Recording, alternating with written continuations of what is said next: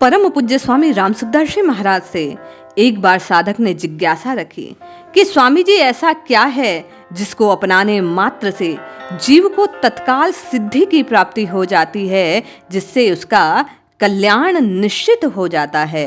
पूज्य स्वामी जी कहते हैं कि भाई, भगवान की प्रार्थना और भगवान की शरण, ये दो ऐसे अमोघ उपाय हैं, दो ऐसे अमोघ साधन हैं जिनको अपनाने मात्र से साधक का कल्याण निश्चित निश्चित निश्चित हो जाता है। आइए स्वामी जी की वाणी में प्रार्थना और शरणागति के भाव को समझने का प्रयास करते हैं कि कैसे राम राम राम राम रटना चाहिए, किस विधि से जपने से कल्याण होता है। जय श्री हरि। पूज्य गुरुदेव के चरणों में बारंबार प्रणाम। स्वामी जी कहते हैं, भगवान से प्रार्थना करना और उनके शरण होना, ये दो बातें तत्काल सिद्धि देने वाली है। कोई आफत आ जाए, दुख आ जाए, संताप हो जाए, उलझन हो जाए तो आर्त भाव से हे नाथ, हे प्रभु कहकर भगवान को पुकारें, उनसे प्रार्थना करें तो तत्काल लाभ होता है। जैसे गजेंद्र, द्रौपदी, उत्तरा आदि ने विपत्ति के समय भगवान को याद किया, उनको पुकारा तो उनकी तत्काल रक्षा हो गई। कारण यह है कि जब अपना बल कोई काम नहीं करता, अपनी बुद्धि कुंठित हो जाती है, उस समय भगवान की शरण लेने से भगवान की कृपा काम करती है और वह कृपा जीव का कल्याण कर देती है। स्वामी जी कहते हैं, जब गजेंद्र ग्राह से अपने आप को छुड़ा सकने के कारण अपने बल से अपने साथियों से निराश हो गया, तब वह भगवान की शरण गया। भगवान ने उसको ग्राह से मुक्ति दिलाई। चीरहरण के समय जब द्रौपदी सब ओर से निराश हो गई, किसी ने उसकी प्रार्थना नहीं सुनी, तब उसने भगवान को पुकारा और भगवान ने उसकी तत्काल रक्षा की। जब अश्वत्थामा के द्वारा छोड़ा गया अस्त्र उत्तरा के गर्भ को नष्ट करने वाला था, तब उत्तरा ने सर्वथा भगवान के शरण होकर उनको पुकारा और भगवान ने उसके गर्भ की रक्षा की। जब अर्जुन कर्तव्य का निर्णय न कर सकने के कारण अपनी बुद्धि से निराश हो गए, स्वामी जी कहते हैं तब वह भगवान की शरण गया। संसार से उसका उद्धार करने वाला भगवान ने उसको गीता का उपदेश दिया, उसके मोह का नाश हो गया, उसका कल्याण हो गया।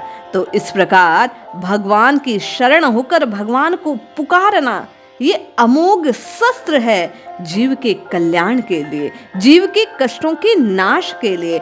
स्वामी जी कहते हैं, भगवान की कृपा से जो काम होता है वह अपने बल बुद्धि से कभी नहीं होता, परंतु जब तक अपना बल पूरा ना लगे तब तक भीतर से असली प्रार्थना होती भी नहीं। कारण कि अपना बल पूरा लगाने से जब अपने में निर्बलता का अनुभव होने लगता है, तब अपने बल का भरोसा छूट जाता है और अपने बल का भरोसा छूटने से ही स्वामी जी कहते हैं वास्तविक प्रार्थना हृदय से प्रकट होती है, निकलती है, वो आर्त भाव आता है वाणी में। पूज्य स्वामी जी कहते हैं, अपनी बुद्धि कुंठित हो जाए, अपनी युक्तियां, अपना उद्योग सब फेल हो जाए, निष्फल हो जाए, ऐसे समय में असली प्रार्थना होती है। नहीं तो अपने बल आदि के अभिमान का अंश रहने से ऊपरी ऊपरी प्रार्थना करते हैं हम सब। नकली प्रार्थना से भाई काम बनता नहीं है।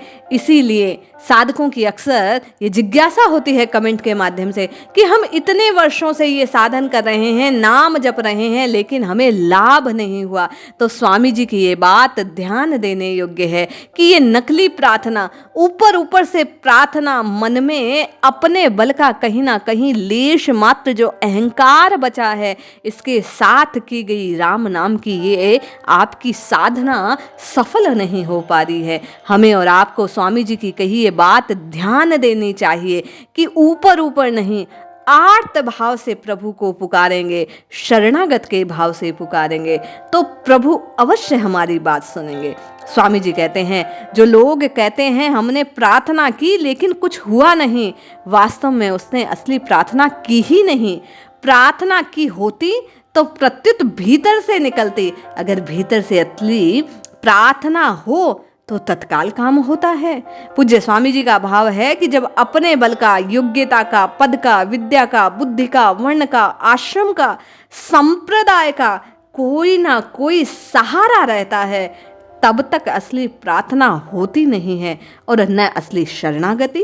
कारण कि अपने बल, योग्यता आदि का सहारा रहने से अहम बना रहता है, और जब तक अहम होता है तब तक वास्तविक प्रार्थना, वास्तविक शरणागति का भाव हृदय में आता नहीं, और बिना वास्तव में प्रार्थना और शरणागत हुए बिना काम बनता नहीं है। स्वामी जी कहते हैं, अपने में सर्वथा निर्बलता का अनुभव हो जाए तब असली प्रार्थना, असली शरणागति होती है। सुनी री मैंने निर्बल केवल राम।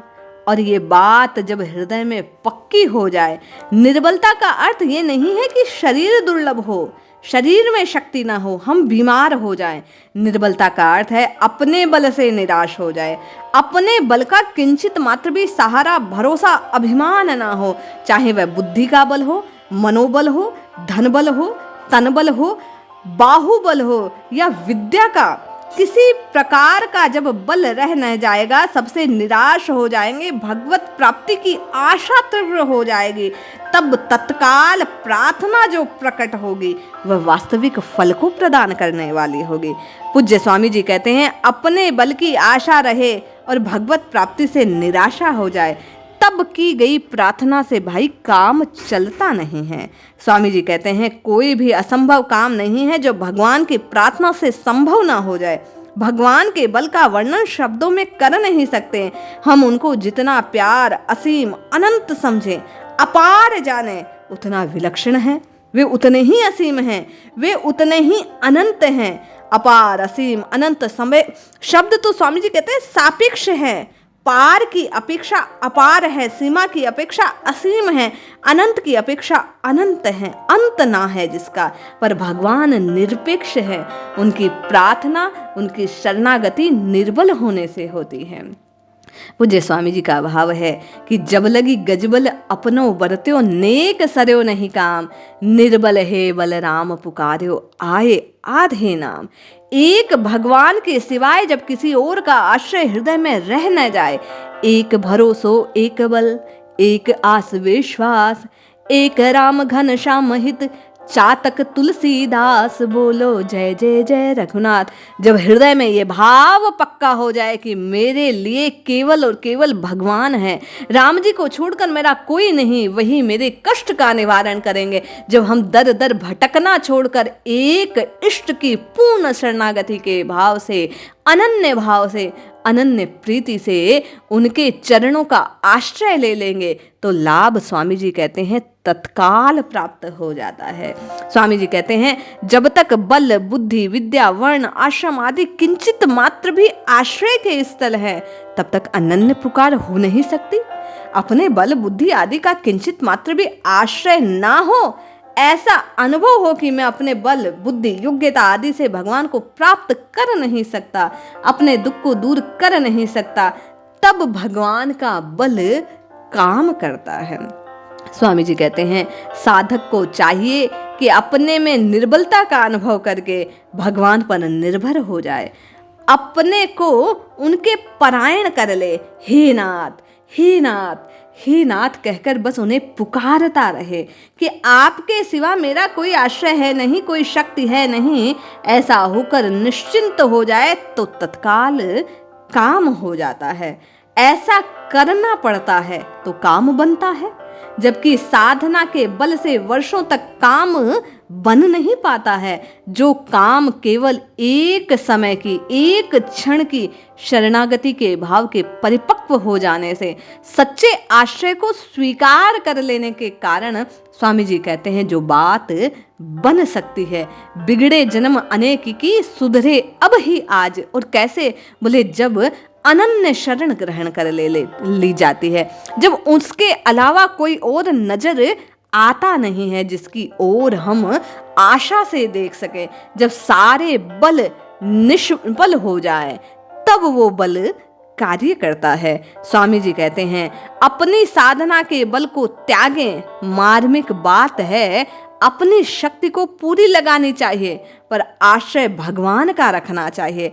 जन्म, मरण, मोक्ष पाने के लिए जो मेरा आश्रय लेकर यत्न करते हैं, गीता में भगवान कहते हैं मैं उसको, ब्रह्म को, संपूर्ण आध्यात्म को, संपूर्ण कर्म को जान देता हूँ, बतला देता हूँ, उसकी सहायता कर देता हूँ। इसलिए भाई बहन, नित्य निरंतर केवल और केवल प्रभु से प्रार्थना कीजिए। और प्रार्थना जैसा स्वामी जी की आज्ञा है, स्वामी जी का उपदेश है, स्वामी जी ने प्रवचन में कहा कि केवल और केवल शरणागत के भाव से, एक इष्ट को मानकर, केवल और केवल उसके आश्रय को स्वीकार करके, बाकी सब बेसाखियों को छोड़कर केवल जब एक प्रभु के चरणों का अवलंबन होगा तो निश्चित तत्काल लाभ होगा और हमारा कल्याण हो जाएगा। इसलिए जपिए जपिए जपिए नित्य निरंतर केवल और केवल रघुनाथ जी के नाम को जपिए, कल्याण निश्चित होगा।